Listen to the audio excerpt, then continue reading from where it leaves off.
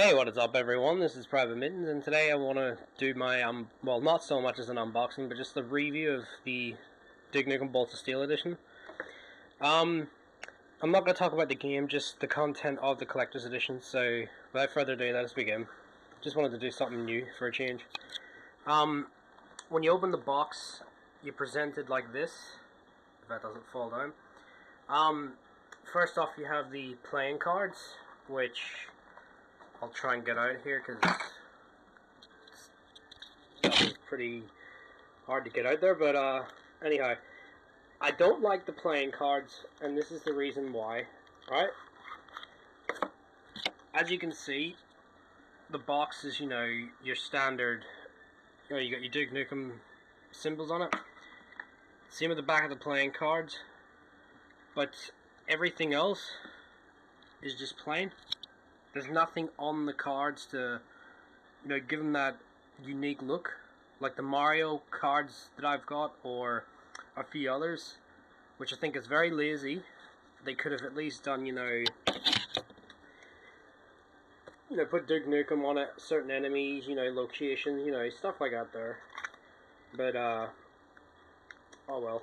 So the one thing I don't like about the collector's edition, everything else is actually very good. Up next we have the dice, which one side has the symbol, the rest have, the actual standard dice symbols. They're heavy, and they're actually quite good. I would have used these back in the day when I was still playing Magic the Gathering and Yu-Gi-Oh, but not anymore. You got two poker chips, which are really heavy. They actually feel very authentic for, what they are, because yes, I have been to a casino a few times, but yeah, they're actually quite nice. As you can see, they're just the same on both sides. You got a purple and like a greeny lime looking color. But yeah. Up next we have, it comes out like, I'll do this here because the way they did it's really weird. You got one side, it's like postcards essentially. You'd send a friend, which I don't know why people do this, because I'd never send these to someone, but it's just artwork you see in the game, like Hail to the King Everest, him in his astronaut uniform, that there. If you've played, forever before, you know that you see these in posters throughout the game itself, but they're actually quite nice. Would have been nice to have, actually.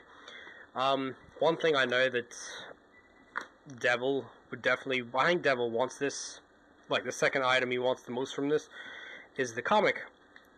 The comic is really funny. I mean, it's Duke Nukem, it's violent, doesn't hold back on, any of that, social justice warrior shit. It's Duke Nukem through and through. That's your cover. The back of it, I don't know who actually did it, whether it was Dark Horse or someone. No, I don't think it was Dark Horse. But you get the comic, which is really good. Not the best comic I've seen with the game, but definitely a good one nonetheless. You get this, which is like a fucking, you make a paper Duke, essentially. I would never do it. What's the point?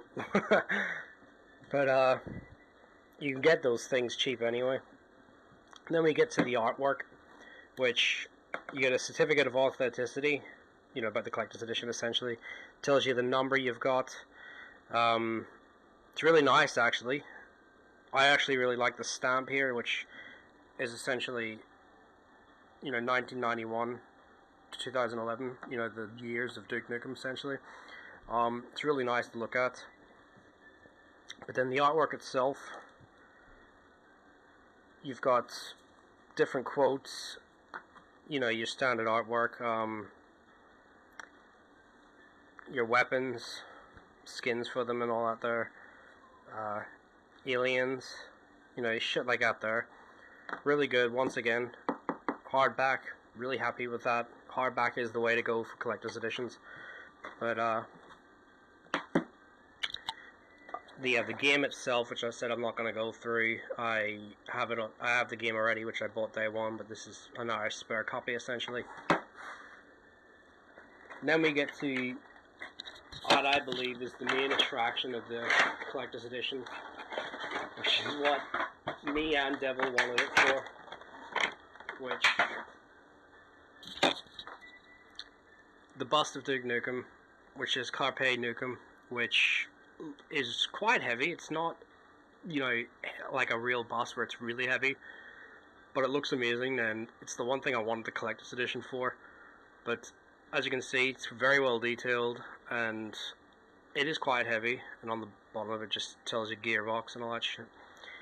But that there is everything that's in it.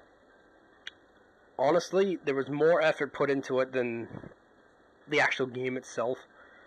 Whether or not Gearbox did this deliberately to, you know, essentially sell more copies, but I really do like the collector's edition, and I would recommend it for any Duke Nukem fan. You can get it pretty cheap now. Yeah, that's all I really wanted to do, guys. I'm going to do a video next on another top 10. Whether or not I'm going to do it on the one I'm thinking of, I do not know, but yeah, stay tuned for that. But anyhow, hope you enjoyed the video. This is PvT-Mitten's. Take care, guys. See you later.